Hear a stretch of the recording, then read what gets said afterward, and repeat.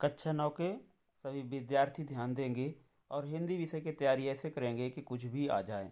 पर तैयारी ऐसी होनी चाहिए कि परीक्षा में कोई भी प्रश्न आए उसको अपन आसानी से हल कर सकें। हिंदी विषय में जो भी ऑब्जेक्टिव प्रश्न आते हैं उन ऑब्जेक्टिव प्रश्नों को आसानी से अपन तैयार करेंगे। अभी भाग एक हमने बनाया है। भाग एक बनाने के पश्चात जितने भी शेष प्रश्न रह जाएंगे उनके भाग दो में कंप्लीट करेंगे। इस वीडियो से 102 बार देखेंगे तो जितने भी ऑब्जेक्टिव प्रश्न हैं वो सारे प्रश्न क्लियर हो जाएंगे। क्योंकि पढ़ाई तो करनी होगी, पढ़ाई करनी है और हमें पास भी होना है। अब परीक्षा की दृष्टि से देखा जाए तो परीक्षा का टाइम टेबल भी आ गया है और परीक्षा के टाइम टेबल के हिसाब से हमारी तैयारी पूर्ण हो जानी चाहिए और तैयारी पूर्ण भी करनी है। कुछ देखिएगा इसमें बताया है काव्यखंड में जितने भी पाठ अपन पढ़े हैं उन सभी काव्यखंड से काल का विभाजन से लेके सभी ऑब्जेक्टिव प्रश्न आते हैं। इसमें से 17 नंबर का प्रश्न आना है। एक एक नंबर के 6 प्रश्न आएंगे, 2 नंबर के 4 प्रश्न आएंगे और 3 नंबर का एक आएगा। 3 नंबर का जो आएगा वो संदर्भ प्रसंग व्याख्या लिखने का आएगा। उसको अपन किस प्रकार लिखेंगे इसका तरीका जान गए हैं। पिछले वीडियो में हमने बताया था संदर्भ प्रसंग व्याख्या किस प्रकार करनी है। इसमें देखिए लिखा हुआ कबीर दास की एक रचना है। उस रचना के माध्यम से अपन क्या पढ़ना चाहते हैं इसको देख लीजिए, है ना। कबीर की एक रचना है। कबीरदास के जीवन परिचय जब भी अपन पढ़े हैं तो उनको इसमें चीज़ की स्पष्ट कर चुके थे कि सभी कवियों की 2 रचनाएं, पाठ का नाम, उस कवि कौन है, ये आवश्यक रूप से हम याद कर लेंगे। इसको याद करने से आसानी होगी। और कबीर की एक रचना है, सब लोग सबको जानते हो, उसका नाम है बीजक। रस खान किस भक्ति शाखा के कवि हैं, तो सभी बच्चों ने अच्छे से पढ़ा है। रस खान जी वो लिखते हैं, है ना, कि मानो सो तो वही रसी खान बसों ब्रज गोकुल गांव के गौरन। तो इस पाठ से आसानी से अपन याद करेंगे कि वो कृष्ण भक्ति, कृष्ण भगवान के बारे में वर्णन कर रहे हैं तो कृष्ण भक्ति शाखा के हैं। कैदी और कोकिला रचना किसकी है, ये माखनलाल चतुर्वेदी की है।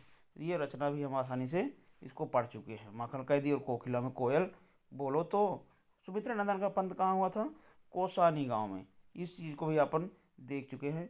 राजेश जोशी किस राज्य के कवि हैं, तो इसमें आसानी से आएगा मध्य प्रदेश के नरसिंहपुर जिले के हैं। इसको भी अपन पढ़ चुके हैं। इसके बाद देखिएगा कबीर दास की भाषा कैसी है, इस भाषा को देखेंगे।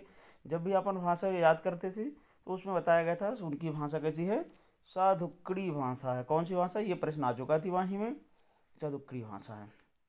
छायावाद के कवि, छायावाद के 4 कवि हैं, पंत प्रसाद निराला एवं महादेवी वर्मा। 4 कवियों का नाम सहित हमने उनकी रचनाएं भी एक एक याद करने का प्रयास किया। तो कितने छायावाद के प्रमुख कवि हैं, 4। अब अगला देखिए, मेघ आए। मेघ आए रचना किसकी है, तो जो मेघ आए रचना है वो है सर्वेश्वर दयाल सक्सेना की। सभी बच्चे इसको पढ़ चुके हैं, 1 से 2 बार अपन इस पाठ को पढ़े हैं। सर्वेश्वर दयाल सक्सेना की मेघ आए, दामाद की तरह तुलना की गई है मेघों की। इसके पश्चात है वीर गाथा काल का सर्वश्रेष्ठ ग्रंथ कौन सा था, तो इनमें से अगर देखा जाए तो पृथ्वीराज रासो। ये अभ्यास वाले प्रश्नों में आ चुका है, इसको भी पढ़ चुके हैं। अब देखिए पृथ्वीराज रासो में हमने बताया भी था जो पद्मनी रहती है उन्हीं की, उनका वर्णन इस पद्मावत में बताया गया है। पृथ्वीराज रासो चंद्रवर दाई की रचना है। मैं ये बताना चाह रहा हूँ कि चंद्रवर दाई वीर गाथा काल के कवि हैं। इस काल को आदिकाल भी कहा जाता है। प्रेम मार्ग की शाखा के प्रतिनिधि कवि कौन है, देखिए जब भी अपना भक्ति काल का विभाजन करते हैं तो सगुण और निर्गुण में बांटते हैं। तो सगुण काव्य धारा के जो भी कवि हैं 2 भागों में बंट जाते हैं, राम भक्ति शाखा और कृष्ण भक्ति शाखा। उसी प्रकार निर्गुण भक्ति में भी 2 भागों में विभाजित होता है। एक ज्ञान मार्ग की शाखा जिसमें ज्ञान की बातें कबीरदास जी ने बहुत अच्छे से बताई हैं, तो ज्ञान मार्ग की शाखा कबीर, इनकी रचना बीजक है। और एक रचना प्रेम मार्ग की शाखा में जिसमें मलिक मोहम्मद जायसी हैं, इनकी रचना है पद्मावत, जिसमें रानी पद्मिनी की कहानी, पद्मावती की कहानी हमने बताया था। हिंदी साहित्य का सर्वाधिक लोकप्रिय महाकाव्य कौन सा है, रामचरित मानस। स्वर्ण किलर स्वर्ण धूल किनकी रचना है, सुमित्रानंदन पंत की। एक और रचना है प्रेम वाटिका। देखिए प्रेम वाटिका के रचनाकार कौन है, तो रसखान, है ना। प्रेम वाटिका रचनाकार कौन है, रसखान जी हैं। वात्सल सम्राट किसे कहा जाता है, वात्सल 10वां रस माना गया है। सूरदास जी इस रस को सम्राट कहलाते हैं। हिंदी साहित्य का स्वर्ण युग कौन सा माना गया है, तो भक्ति काल को, परीक्षा में भी आता है कि भक्ति इस काल को स्वर्ण युग क्यों कहा जाता है, तो ये को आसानी से याद करेंगे। और हिंदी साहित्य का स्वर्ण युग कौन सा काल कहलाएगा, भक्ति काल कहलाएगा। अब खालिस्तान वाले देखते हैं। खालिस्तान में लिखा हुआ देखिए, काम पर जा रहे हैं। कौन काम पर जा रहा है, बड़े जा रहे हैं कि बच्चे, बच्चे काम पर जा रहे हैं। ये लास्ट वाला पाठ अपन ने पढ़ा था। मखमली टमाटर कैसे हुए हैं, लाल हो गए हैं। और देख देख आया, क्या हुआ, किसका गहना, चंद्रगहना, है ना, चंद्रगहना। एक भारतीय आत्म किस कवि को कहा जाता है? माखनलाल चतुर्वेदी को कहा जाता है। जैसी का प्रसिद्ध महाकाव्य अभी मैं जस्ट बताया हूँ आप लोगों को, पद्मावत को। प्रेमी ढूंढत मैं फिरऊं, प्रेमी मिले न कोई, कबीरदास की ये दोहा है ना। प्रेमी को प्रेमी उड़े सब विष अमृत होए, मानुष हो तो वही रस खान बसों, ब्रज गोकुल गाँव, ब्रज गोकुल में जन्म लेना चाहते मनुष्य के रूप में। कवि जो सुमित्रा नंदन पंत ने लता का मानवीकरण किस रूप में किया? नवविवाहिता के रूप में किया उन्होंने। चलिए, कैदी और कोकिला दोनों किस देश के वासी हैं? ये आप पढ़ें, कैदी और कोकिला पाठ किनके हैं? माखनलाल चतुर्वेदी की। तो एक गुलाम देश के वासी हैं जहाँ अंग्रेजों का शासन रहता है, और गुलाम देश के वासी हैं दोनों, है ना। कैदी और कोकिला गुलाम थे क्योंकि आज़ादी के दौरान, आंदोलन के दौरान ही इनको, माखनलाल चतुर्वेदी को जेल में रखा गया था, है ना। तो ये गुलाम वंश के हैं। ज्ञान मार्गी धारक प्रतिनिधि कवि, ज्ञान की बात बताने वाले कौन है? कबीरदास जी। मखमली पेटियां से लटकी छेमियाँ, क्या छिपाए हैं? छिपा के बीज, जैसे मटर अपन देखते हैं ना, मटर के अंदर क्या छिपाए रहती हैं? बीज, है ना, वो अपने लड़ियों में। ग्राम श्री पाठ की रचनाकार है सुमित्र नंदन पंत। खुलेगी सांकल बंद द्वार की, इसे आसानी से है कि जो सांकल होती है द्वार में ही लगी रहती है ना। आगे चलिए, इसको देखते हैं, कंप्लीट करने का प्रयास करते हैं। काव्य के कितने भेद माने गए हैं? ये ग्रामर है, ग्रामर वाले प्रश्न से आएंगे। जितने भी ग्रामर अपने नोट्स बुक में लिखिए उसी से ही प्रश्न आएंगे। काव्य के कितने भेद हैं? दो भेद हैं, दृश्य काव्य और श्रव्य काव्य। ये काव्य वाला हमने जो बताया था वीडियो, उसमें पड़ा हुआ है, उसको अपन देख सकते हैं। काव्य के कितने भेद हैं? दो भेद हैं। शैली की दृष्टि से काव्य के भी दो भेद होते हैं, प्रबंध काव्य और मुक्तक काव्य। और काव्य मुक्त दो प्रकार के जो हैं वो दृश्य काव्य और श्रव्य काव्य। आगे देखिए, काव्य के भेद कौन से हैं? दृश्य काव्य और श्रव्य काव्य दोनों, दृश्य और श्रव्य दोनों। प्रबंध काव्य के कितने प्रकार होते हैं? प्रबंध काव्य के तीन प्रकार लिख सकते हैं इसमें, तो भी नंबर मिलेगा। इसमें लिखेंगे प्रबंध काव्य में होगा तीन प्रकार, कौन कौन से? एक होगा खंड काव्य, एक महाकाव्य और एक आख्यानक गीतिका। कमानी है, कमानी क्या है? बहुत फेमस रचना है, महाकाव्य है। किनकी है? जयशंकर प्रसाद की। कमानी बहुत ही फेमस रचना किनकी है? जयशंकर प्रसाद की। रस के बिना काव्य क्या माना जाएगा?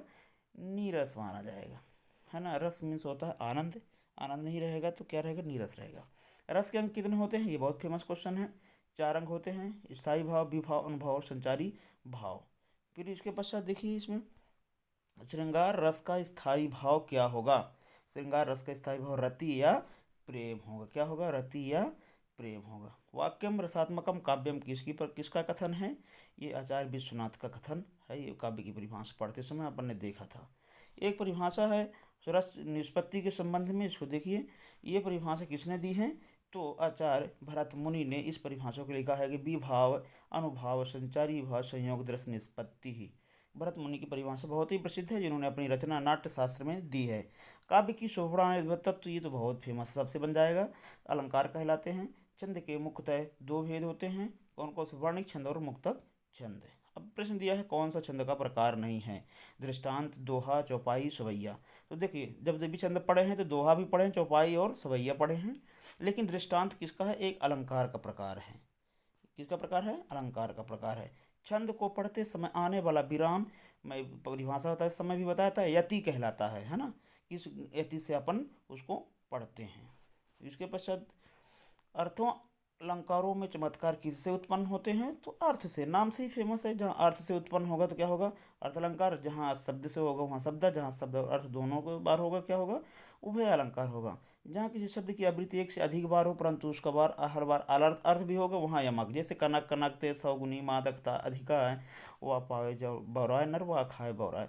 तो ये चीज़ें हैं। और एक चीज़ और देखिए कि तीन बेर खाती है, तीन बेर खाती है, यमक का ही उदाहरण है। उपमा अलंकार किस कहते हैं? इसमें आ और बा दोनों आएगा, सादृश्य और समानता, एक दूसरे की तुलना करके इसमें बताया जाता है। जैसे सीता का मुख चंद्रमा के समान सुंदर है ना। चलिए, उपमा अलंकार के कितने अंग होंगे? चार होंगे। चारों ये 19 नंबर प्रश्न में स्पष्ट रूप से दिख रहे हैं। इनमें चारों अर्थ होते हैं। एक उपमेय में उपमान का आरोप करके, तुलना करके। एक वाचक होगा सरिस, सादृश्य, उसके समान, साधारण, धर्म, काके की साथ जुड़े रहते हैं। आगे देखिए, मेघ आए बन ठन के, समर में पंक्ति में कौन सा है? तो मानवीकरण है। मेघों की तुलना किससे की गई है? कौन किसी मेघों की तुलना आप की गई है? किससे की गई है? मेघों की तुलना मानव से की गई है, तो हम मानवीकरण अलंकार हो जाएगा। रिक्त स्थान की पूर्ति कीजिए। अनुभूति के पक्ष के संबंध में कविता का कायक होता है? आंतरिक होता है। खंड काव्य में जीवन के एक अंश का होता चित्रण होता है। इसके पश्चात